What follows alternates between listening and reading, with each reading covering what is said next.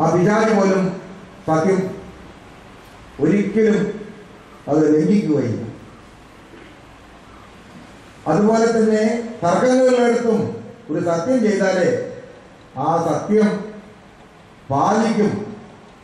പക്ഷേ ഒരു സത്യവും ഒരു പ്രതിജ്ഞയും പാലിക്കാത്ത സമൂഹവും നമ്മുടെ ചുറ്റുമുണ്ട് എന്നുള്ളത്, അതും നമ്മുടെ സാത്വിക ഭാവത്തെ, നമ്മുടെ സ്വഭാവത്തിൻ്റെ നിലവാരത്തെ വിളിച്ചു പറയുന്ന തെളിവുകളാണ് ഇതൊക്കെ.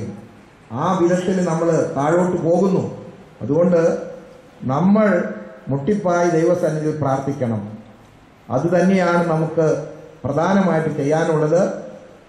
സർക്കാരെ പലപ്പോഴും സർക്കാരിൻ്റെ ഈ 21-ാം നൂറ്റാണ്ടിലൊക്കെ കാണുന്നത്, 21-ാം നൂറ്റാണ്ടിലല്ല, ഈ സ്വാതന്ത്ര്യം കിട്ടിയതിന് ശേഷമൊക്കെ നമ്മൾ കണ്ടുകൊണ്ടേയിരിക്കുന്ന ഒരു കാര്യമുണ്ട്.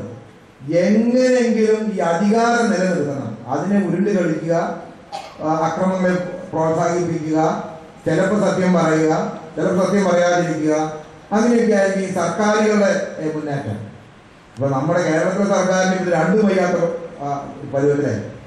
അവരിപ്പോഴ് ആകെ പകച്ചും പതറിയും നിൽക്കുകയാണ്. എന്താ ചെയ്യുന്നറിയാമോ? ഇതുവരെ അവരിങ്ങനെ എല്ലാവരെയും പ്രോത്സാഹിപ്പിച്ച് ഒക്കെ കൊണ്ടുവന്നു. ഇപ്പോഴവരുമായി സംസാരിക്കുമ്പോൾ പറയുന്നത് അവരാകെ എന്ത് ചെയ്യും, അവർക്ക് ചെയ്യാൻ അറിയാൻ വേണമെന്നില്ല, പക്ഷെ അവർ ചെയ്യുമ്പോൾ ഈ അധികാരം കഴിഞ്ഞു പോകുമെന്നുള്ളൊരു പേടിയാണ്.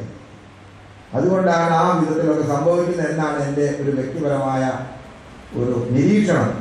ആരെയും കുറ്റപ്പെടുത്താൻ വേണ്ടിയല്ല പറയുന്നത്.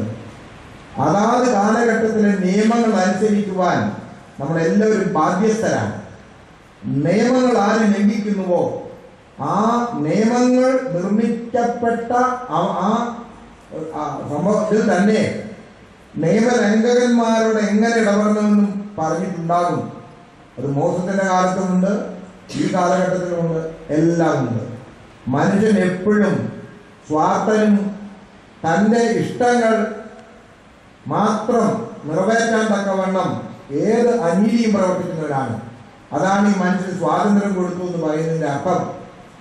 അവന് തോന്നുന്നതൊക്കെ ചെയ്യാനുള്ള സ്വാതന്ത്ര്യമുണ്ട്.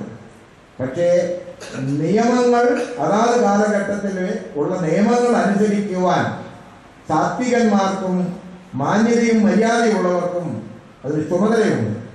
അതിനെ ലംഘിക്കുക എന്ന് പറയുന്നത്, ഏതെങ്കിലും മുടന്ത ന്യായങ്ങൾ വിളിച്ചു പറഞ്ഞ് ലംഘിക്കുക എന്ന് പറയുന്നത് ദൈവത്തിന് മുമ്പിൽ അനീതിയാണ്. ഒരു ക്രൈസ്തവ സമൂഹത്തിന്റെ അടിസ്ഥാന തത്വം ലംഘിക്കപ്പെടുന്നു എന്നുള്ളതാണ്. അല്ലാതെ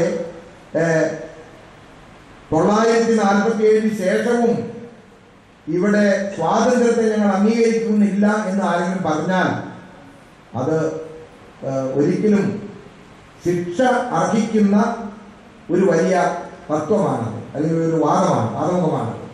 അതുകൊണ്ട് പ്രിയമുള്ളവർ, നമ്മുടെ രാജ്യത്ത് സമാധാനം ഉണ്ടാകണം, സഭയിൽ സമാധാനം ഉണ്ടാകണം. നമ്മുടെ എല്ലാവരുടെയും ആഗ്രഹം അത് തന്നെയാണ്. പക്ഷേ നിയമങ്ങൾ അനുസരിക്കാത്തിടത്ത് സമാധാനം ഒരിക്കലും ഉണ്ടാകുകയില്ല. നിയമങ്ങൾ അനുസരിക്കാതെ അതിനെ വെല്ലുവിളിക്കുക, ഓരോ മുടന്ത ന്യായങ്ങൾ പറഞ്ഞിട്ട്, അവിടെ എന്നും ഇത് തന്നെയായിരിക്കും. ഇങ്ങനെ വരുമ്പോൾ കുറെ പേര് നമ്മെ ഉപദേശിക്കാൻ കാണും. നിയമങ്ങൾ അനുസരിക്കാത്തവരെ ആവശ്യങ്ങൾ അങ്ങോട്ട് നിർവഹിച്ചാൽ പോരെ. സോമാലിയൻ ദ്വീപിലെ ആളുകൾ, രാജ്യത്തെ ആളുകൾ, കടൽ കൊള്ളക്കാരെ അനേകരെ ബന്ദികളാക്കാറുണ്ട്. ഈ ഇടയ്ക്ക് ഏതാനും മലയാളികളെ ബന്ദികളാക്കി 75 കോടി രൂപ അവരാവശ്യപ്പെട്ടു. ഇവരുടെ ജീവൻ രക്ഷിക്കാൻ വേണ്ടി അവർ കൊടുത്തു. ഇതാണ് അക്രമികളുടെ ഒരു സ്വഭാവം. അവിടെ പലപ്പോഴും അക്രമത്തിന്റെ മുൻപിലെ ഒരു നീതിന്യായ വ്യവസ്ഥ പോലും അട്ടിമറിക്കപ്പെടുന്നു എന്നുള്ളത് സങ്കടകരമാണ്. അതുകൊണ്ട് നിങ്ങൾ പ്രാർത്ഥിക്കണം. അതുപോലെ തന്നെ സഹനശക്തിയോടെ ഇതിനെ നേരിടണം. ഇതൊക്കെ ക്രിസ്തീയ ജീവിതത്തിന്റെ വെല്ലുവിളികളായിട്ട് മാത്രം കണ്ടാൽ മതി. അതല്ലാതെ വളരെ തെറ്റായ വ്യാഖ്യാനങ്ങളും മനുഷ്യരെ തെറ്റിദ്ധരിപ്പിക്കുന്ന വിധത്തിലുള്ള ന്യായവാദങ്ങളും ഒക്കെ ഉണ്ടാകും. അത് പരിശുദ്ധ പൗലോസ് അപ്പോസ്തലന്റെ കാലത്തുണ്ടായിട്ടുണ്ട്, യേശു ക്രിസ്തുവിന്റെ കാലത്തുണ്ടായിട്ടുണ്ട്, എല്ലാവരുടെ കാലത്തുണ്ടായിട്ടുണ്ട്. പരിശുദ്ധനായ പൗലോസ് അപ്പോസ്തലൻ സമയത്ത് പറയുന്നുണ്ടല്ലോ, നിങ്ങൾ കേഫാവിന്റെ പക്ഷക്കാരൻ, അപ്പൊല്ലോസിന്റെ പക്ഷക്കാരൻ, പൗലോസിന്റെ പക്ഷക്കാരൻ എന്ന് പറഞ്ഞ് അടിപിടി കൂടുന്നത് എന്തുകൊണ്ട് എന്ന് ചോദിക്കുന്നുണ്ട്. എല്ലാ കാലഘട്ടത്തിലും അത് ഉണ്ട്. പക്ഷേ അത് മനുഷ്യന്റെ ആത്യന്തികമായ ബലഹീനത കൊണ്ടും തിന്മയുടെ ഒരു വിളയാട്ടമായിട്ട് മാത്രമേ അത് കാണാൻ സാധിക്കുകയുള്ളൂ. കാരണം ഈ വക കാര്യങ്ങളിലൊക്കെ എങ്ങനെ ഇടപെടണം, എങ്ങനെ ജീവിക്കണം, എങ്ങനെ തീരുമാനമെടുക്കണമെന്നൊക്കെ എല്ലാ മതങ്ങളും അവരുടെ വേദഗ്രന്ഥത്തിലൂടെ നമ്മൾ ഉപദേശിക്കുന്നുണ്ട്.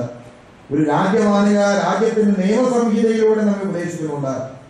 ഇതിനെയൊക്കെ കൈക്കരുത്ത് കൊണ്ട് വെല്ലുവിളിക്കുകയും അക്രമങ്ങൾ കൊണ്ട് ചില അനർഹമായ ആനുകൂല്യങ്ങൾ നേടിയെടുക്കുകയും ചെയ്യണമെന്ന് പറയുന്നത് അപകടകരമാണ്. അതുകൊണ്ട് തന്നെയാണ് ഗവൺമെന്റിനോട് നമ്മൾ ചില കാര്യങ്ങൾ പറയുന്നത്.